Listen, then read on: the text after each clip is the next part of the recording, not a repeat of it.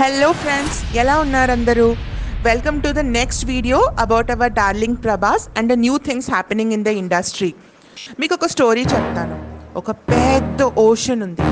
ఆ ఓషన్లో ఒక పెద్ద షార్క్ ఫిష్ ఉంది.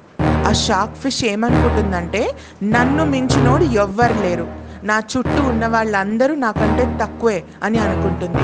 అక్కడ ప్రతి ఒక్క ఫిష్ని చంపేస్తుంది. ఆకలి ఉన్నా లేకపోయినా కూడా వాటిని కిల్ చేస్తూ ఉంటుంది.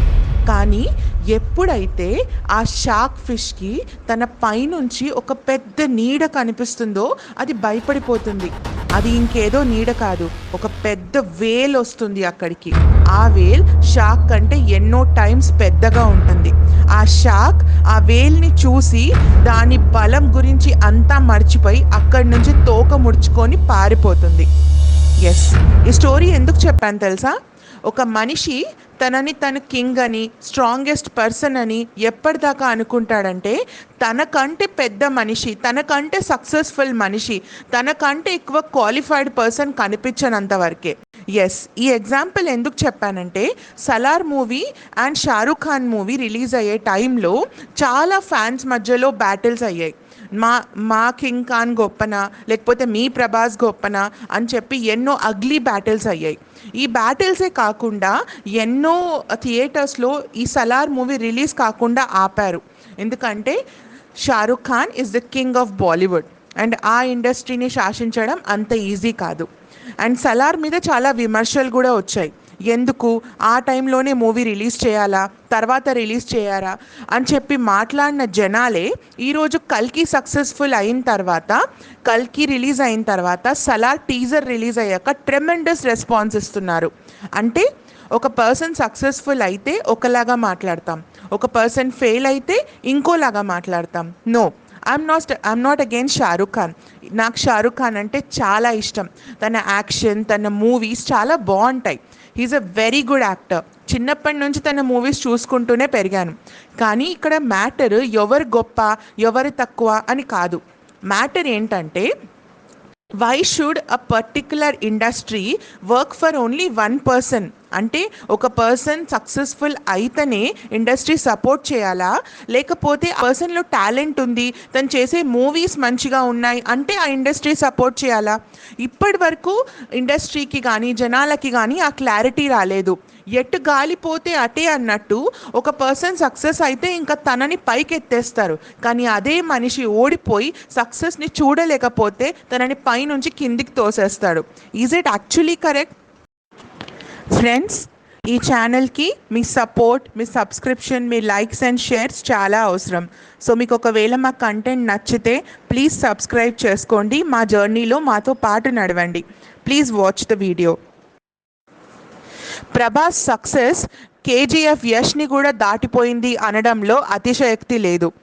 ప్రశాంత్ నీల్ ఆల్రెడీ తన ఫెదర్ ఇన్ క్యాప్లో యష్ ది కేజీఎఫ్ మూవీ ఉంది. దాని తర్వాత ప్రభాస్ స్టార్డమ్లో కూడా ఇప్పుడు చాలా మెరుపు వచ్చింది.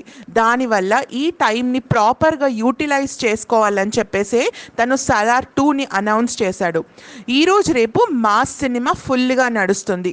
మన ఇండియన్స్ తన ఓన్ క్యారెక్టర్స్ని క్రియేట్ చేసుకుంటున్నారు.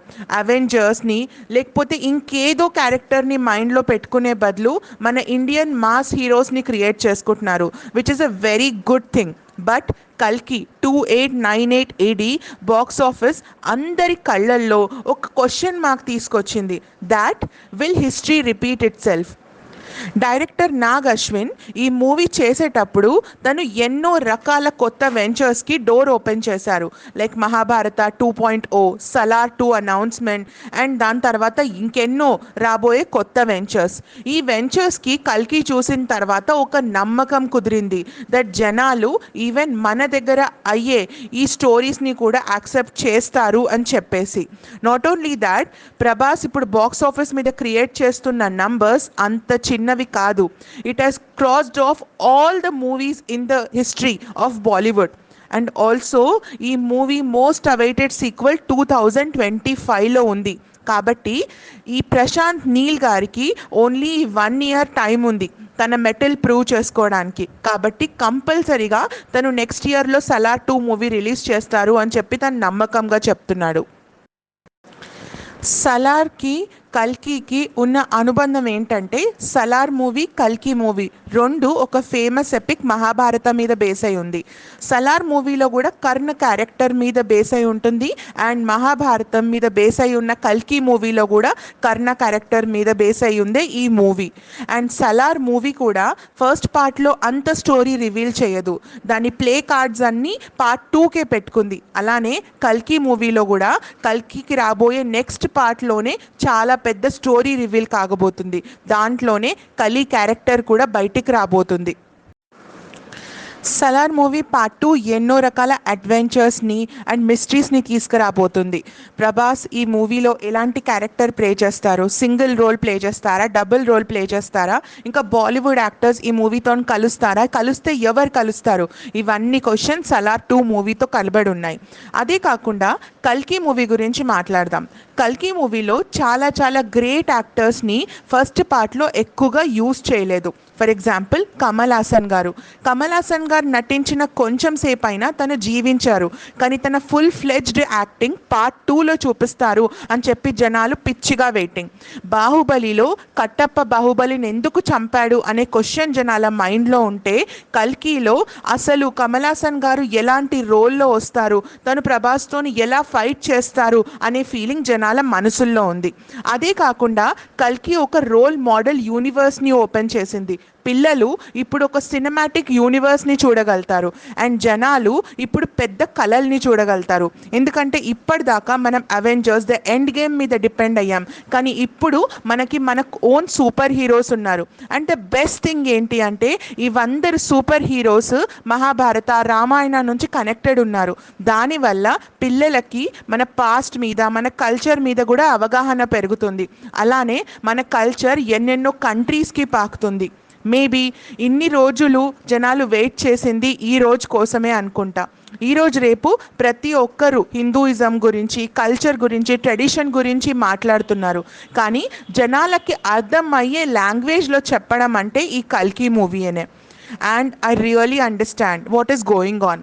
ఇప్పుడు ప్రభాస్ని హైప్లో ఉంది కాబట్టి తనని అందరూ రెస్పెక్ట్ చేస్తున్నారు, తనని నెత్తి మీద పెట్టుకొని పూజ చేస్తున్నారు. కానీ రేపు ప్రభాస్ది ఏదన్నా మూవీ బ్యాన్ అయినా లేకపోతే ఫ్లాప్ అయినా ఏదైనా కూడా ప్రభాస్ని అదే లెవెల్ ఆఫ్ రెస్పెక్ట్ ఇవ్వడం జనాల రెస్పాన్సిబిలిటీ.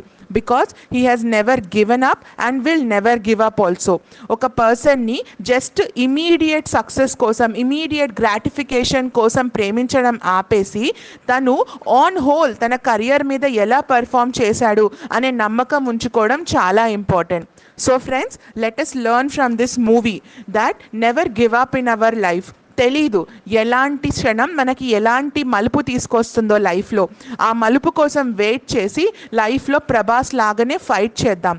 ఎవరు ఎంత క్రిటిసైజ్ చేసినా, ఎన్ని మాటలు అన్నా కూడా మన పని మనం ఆపకుండా ముందుకెళ్ళి చేస్తూనే ఉందాం. Hats off Prabhas and wish you all the best for the upcoming ventures. Friends, ముందుకెళ్లే ముందు please subscribe, like and share చేసుకోండి. అండ్ మీ సబ్స్క్రిప్షన్, మీ లైక్స్, షేర్స్ మాకు చాలా ఇంపార్టెంట్. కానీ ఇవన్నీ మీకు మా కంటెంట్ నచ్చుతూనే చేయండి. There is no force. Thank you friends.